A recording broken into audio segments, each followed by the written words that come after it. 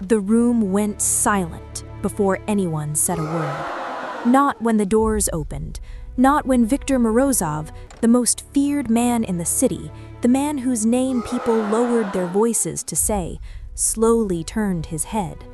No, it happened the moment my husband stepped inside.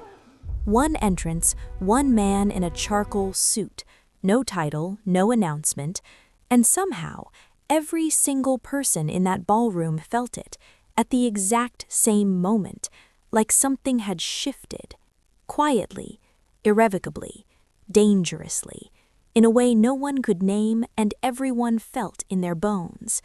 My sister pressed close to my ear and whispered, "Why is everyone staring at him?"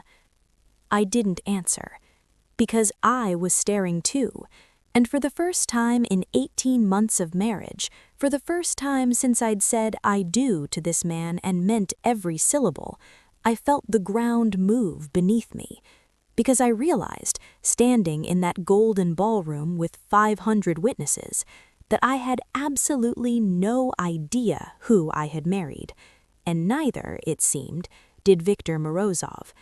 And Viktor Morozov was afraid. I should have known long before that night, because 3 months earlier, a man saw my husband across a crowded room and immediately walked out. My name is Elena, and before I understood any of this, my life looked like a perfectly ordinary story about a woman who married beneath her family's expectations. That's what they all believed. My mother, my father, my sister Valentina, who had spent a decade constructing a life that looked, from every angle, like an advertisement. Beautiful apartment, beautiful clothes, a man named Sergio with his white Lamborghini and his watch worth more than our father's first warehouse, and an absolute devastating emptiness underneath all of it. Valentina looked at me, quiet Elena, unbothered Elena, Elena who married a man whose business card said consultant and who never raised his voice, and who could not be provoked into performing himself for anyone, and she felt genuinely, sincerely sorry for me. 3 days before the gala, holding her red dress against herself in the mirror, she said, "You're walking into a room full of wolves, Elena. You should at least look like you belong." I said nothing. I'm saying something now. Daniel Voss walked into my life at a logistics conference in Zurich 18 months before the night everything changed. He was sitting alone at a corner table. I noticed the corner first and only later understood why he had chosen it, reading a worn paperback while everyone around him worked the room like their futures depended on it. I sat across from him because all the other seats were taken. He looked up, dark eyes, the kind of face that compounds over time, the kind you walk past 3 times before you stop and realize you've been looking. "Good book?" I asked. He turned it, The Count of Monte Cristo. "Second time through," he said. "Better when you know how it ends." "Why?" "Because then you can watch the setup, the way everything is arranged, long before anyone knows what's being arranged. A beat. Most people only see the revenge, they miss the architecture."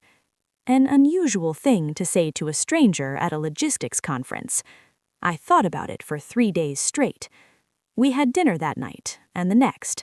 By Christmas, I'd stopped pretending I wasn't in love with him.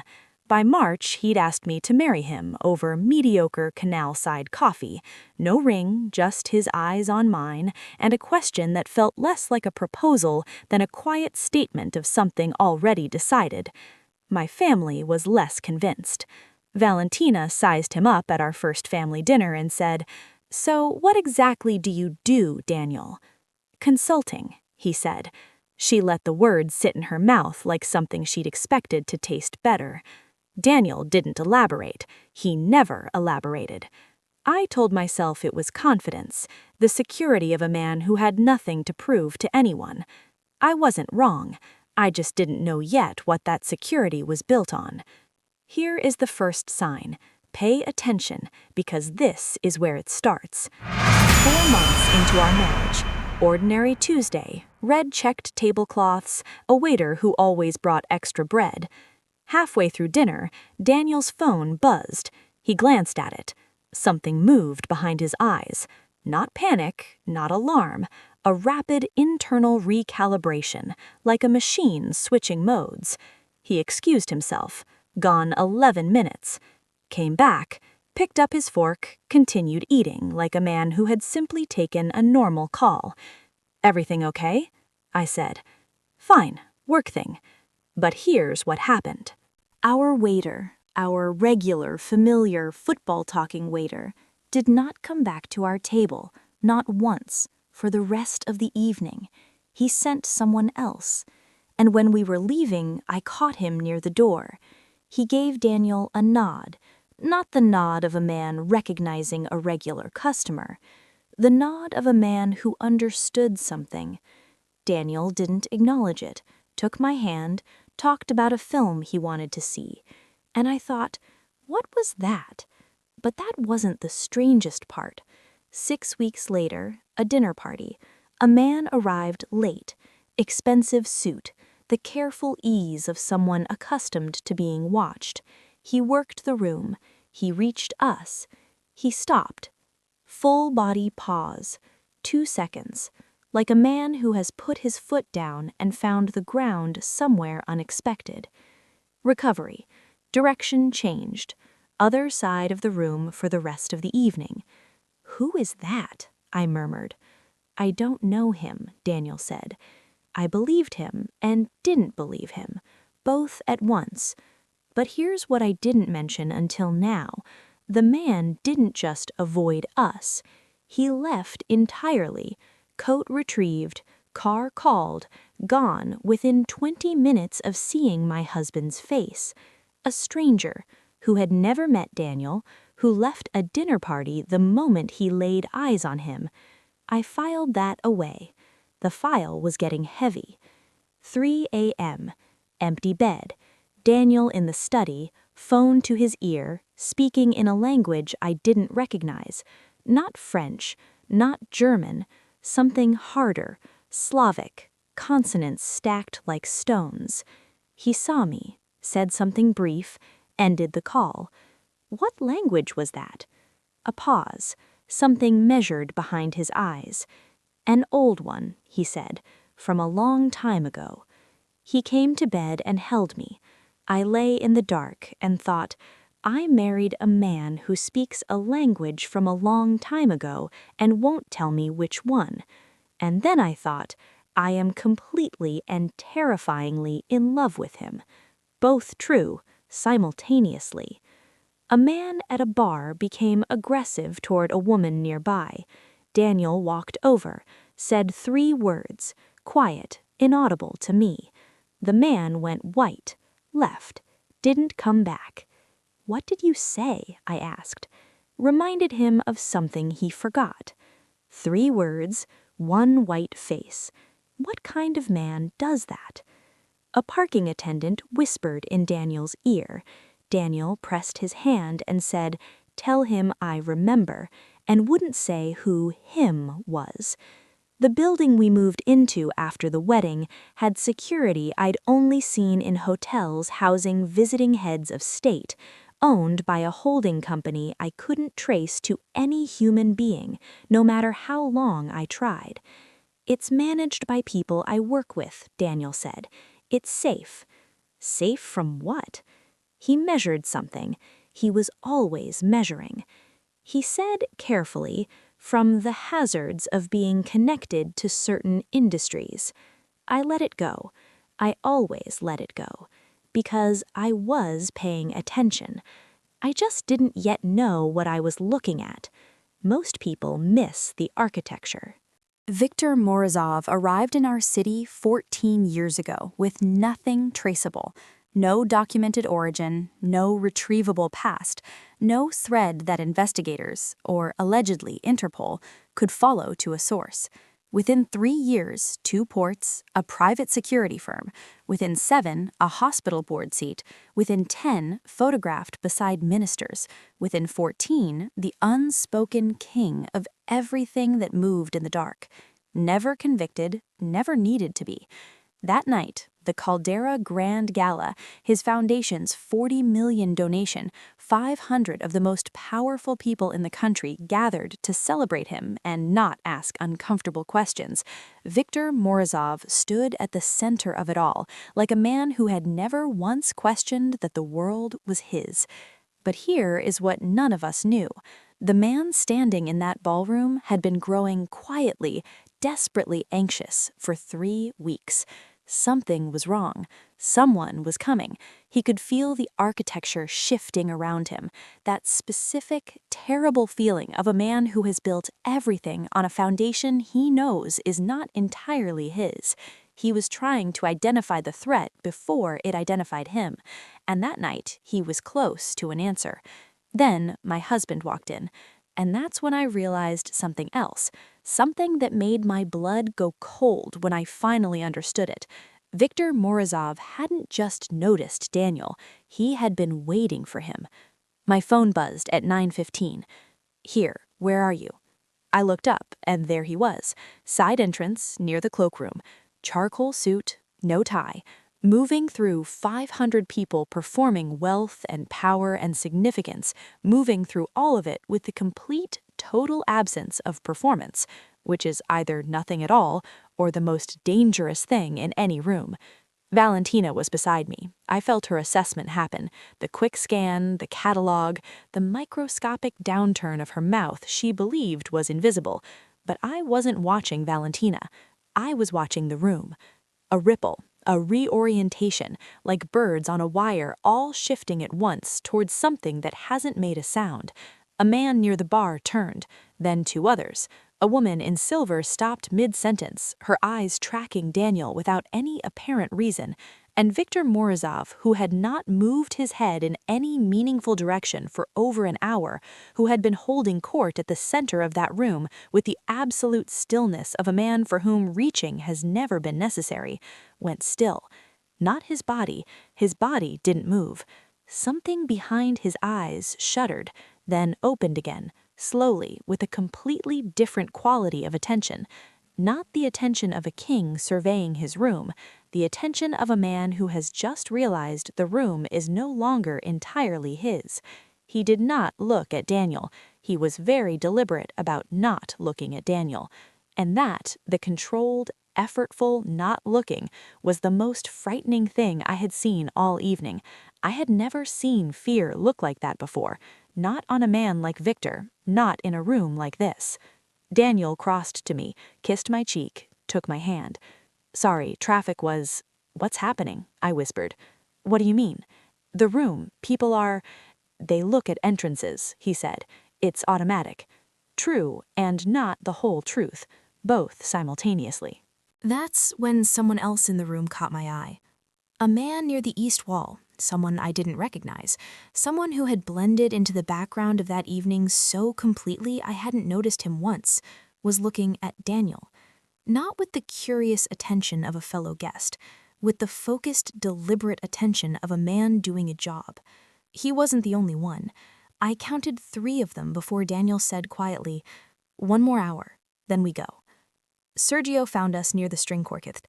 He'd never respected Daniel. I think because Daniel possessed the quality that genuinely self-possessed people have, the quality that makes performed self-possession feel hollow in comparison, a tuning fork exposing a false note.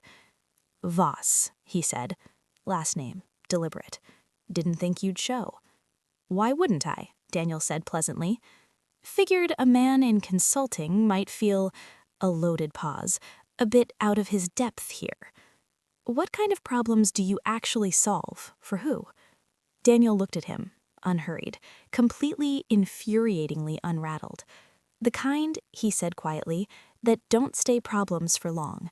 Sergio laughed, too quickly, made a comment about introductions, about the right people, about access through Valentina, said it the way you'd say, through the servants' entrance.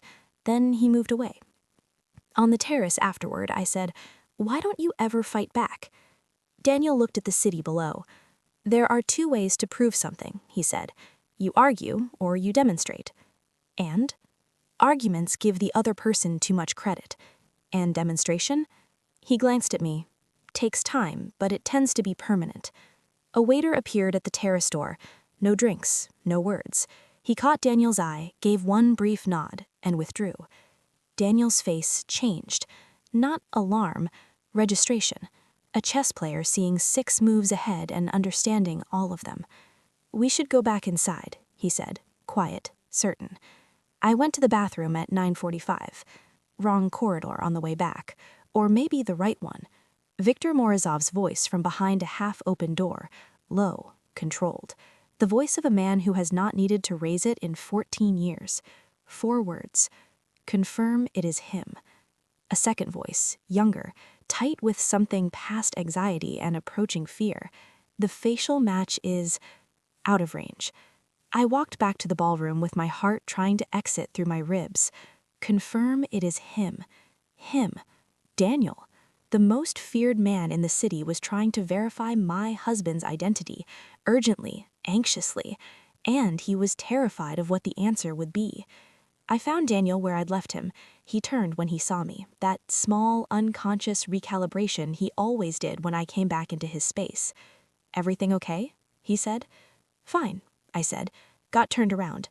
I looked at his face, his calm, patient, present face, the face of a man who was exactly where he planned to be. I took his hand. We went back in. What happened next had been years in the making. I just didn't know what had been arranged.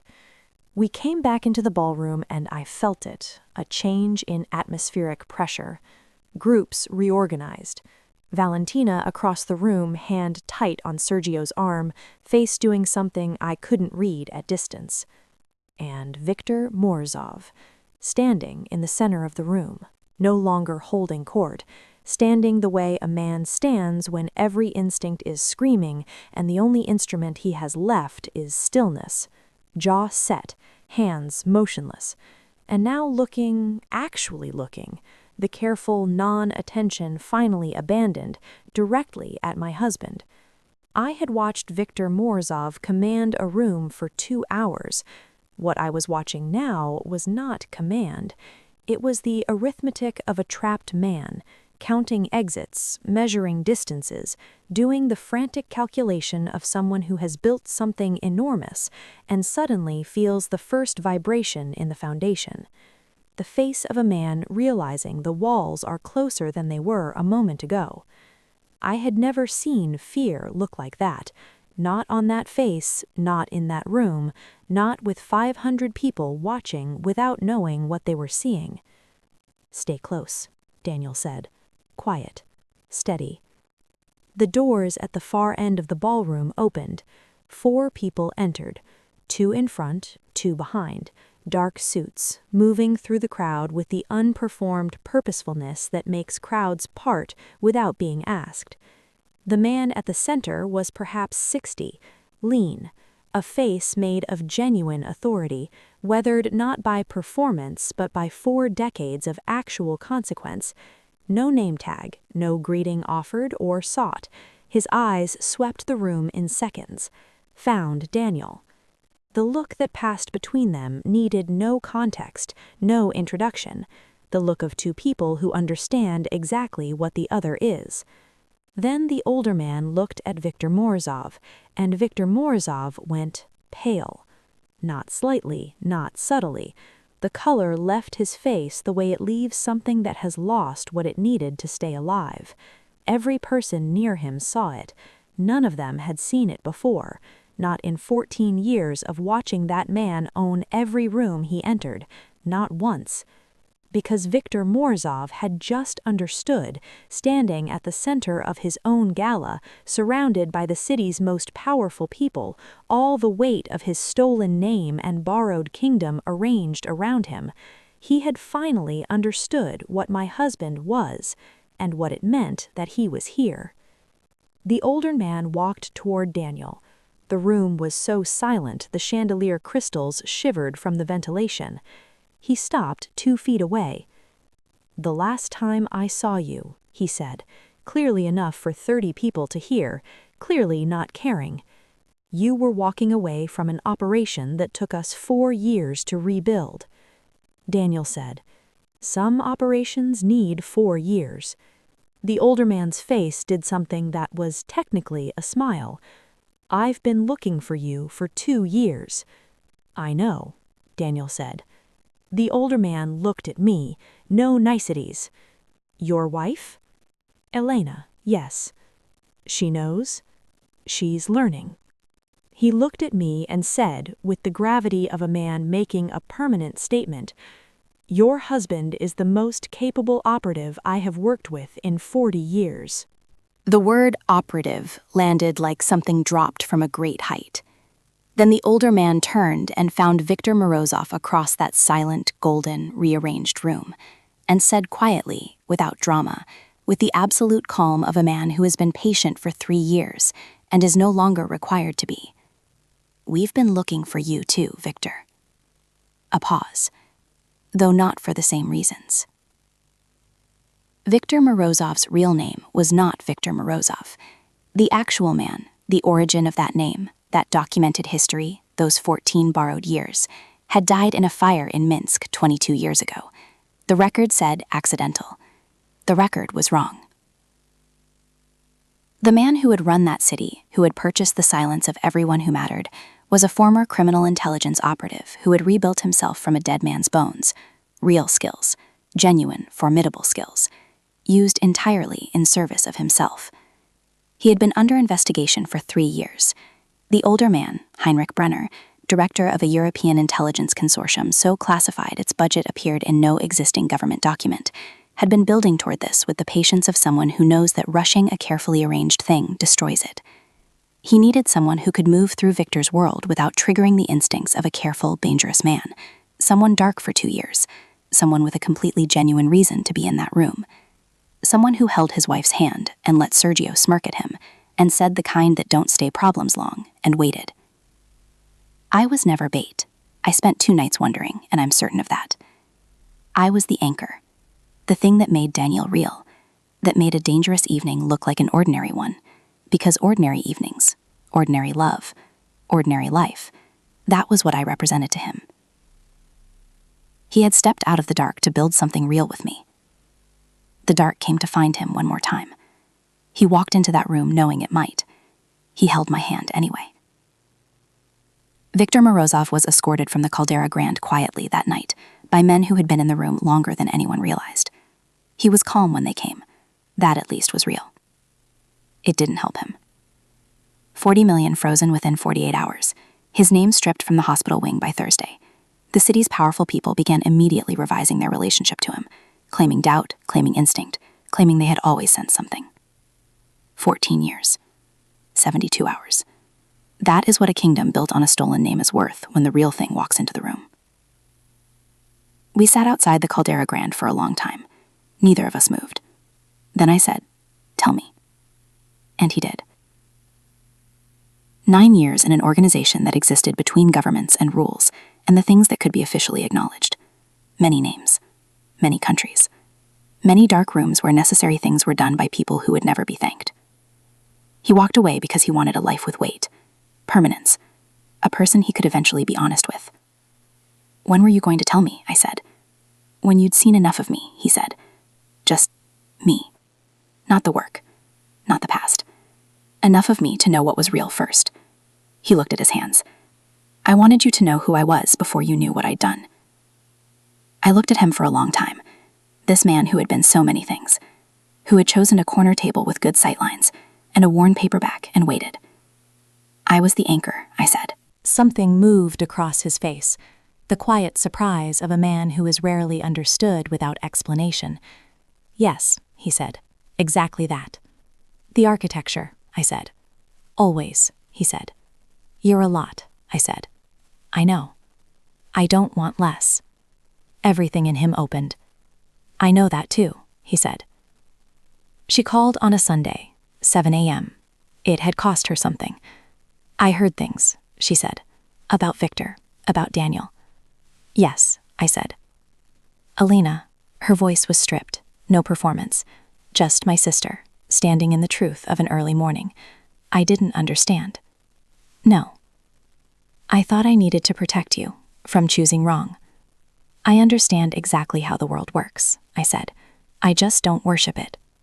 Silence. Is he good to you? Just that. I looked across the apartment to where Daniel stood in yesterday's shirt, making coffee, performing nothing for anyone. He is the best thing that has ever happened to me, I said, and he was that before I knew any of it. She exhaled. Long, releasing, the sound of something setting down. I'm sorry, she said. That's a start, I said. My father had a 3-hour lunch with Daniel, came home and told my mother Daniel was not at all what I thought, which from my father was a complete emotional reckoning in 6 words. My mother added Daniel to her prayers, in our family, the highest honor available. Sergio didn't call. He quietly separated from Valentina 6 weeks later. I was not sorry, even when I tried to be. We drove north 2 weeks later, small inn near the coast, salt air through every open window. We walked on the beach in the dark, cold water, black sky, the city entirely behind us and irrelevant. We walked without talking for a long time, which we had always been able to do. Tell me a true thing, I said. He thought about it. I was afraid, he said, that you wouldn't forgive me for the timing. Are you still afraid? No. He looked at the wire. You stayed right next to me, and you didn't ask me to be different. You just asked me to be honest. A pause. That's not something I'd encountered before. In your extensive career. He smiled.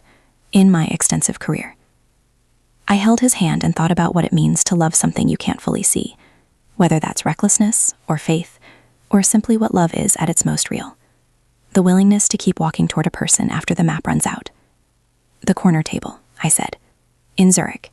You knew I'd be there. The attendee list, he said. Yes. Quieter. I almost didn't go. But you chose the corner. Habit. Good sightlines. The ghost of a smile. But also, yes. And the speech about the architecture on day 1? That, he said, was just what I believe. I looked at him. All of him. The composure and the depth and the permanent, patient, real thing that he was. You built this a long time, I said. My whole life, he said. I just didn't know what it was for until Zurich. The water moved. The dark held. The city was somewhere behind us, and it didn't matter at all. They spent 14 years respecting a name, a lie, a performance held together with a stolen identity and borrowed time.